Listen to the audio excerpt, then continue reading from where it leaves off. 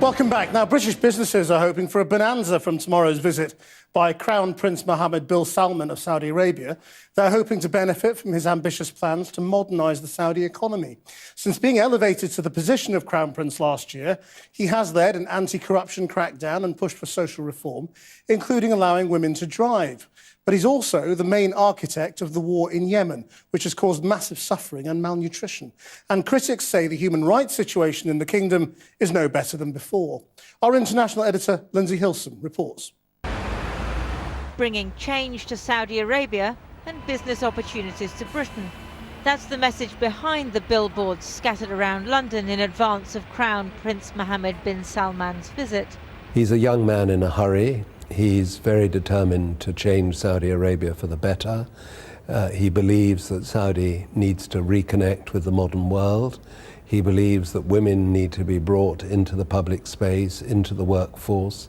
He believes that Saudi Arabia needs to diversify away from oil.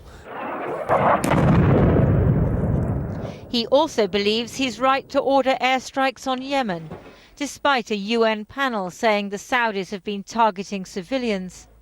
Saudi forces are armed and trained by the British. The Saudi government says it's countering aggression by its regional rival Iran and shows no sign of ending the war despite the humanitarian disaster created.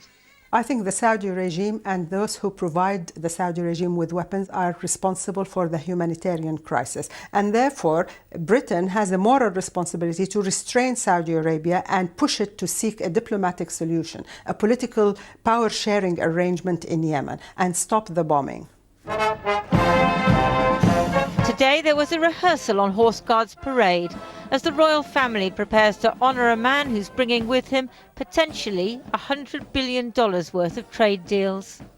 This is going to be a big visit. Quite apart from the marching bands, the Crown Prince is going to have lunch with the Queen and dinner with the Prince of Wales. Meetings with the Prime Minister and the Cabinet, both at Downing Street and at Chequers. And the reason? Business.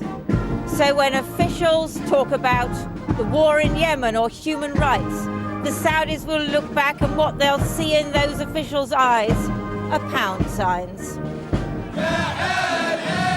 The Crown Prince won't have to endure embarrassing rituals here, as his British equivalent must in Riyadh.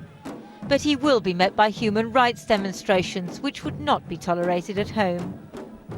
Of course, there are things about Saudi policy we don't like, but the key is if we want to influence them, we need to engage, and that's what I believe this visit is about. But this engagement of dictators empowers them and allows them to have the technology that they use to oppress their own people. So I have not seen any diplomatic effort on behalf of the British government that will lead to actually changing the situation in Saudi Arabia towards better freedom of expression, better respect for human rights. In the last few days, these ads have been coming up randomly on British people's social media feeds. And vans sporting his image have been spotted as Crown Prince Mohammed bin Salman tries to convince Britons that his vision of reform is real.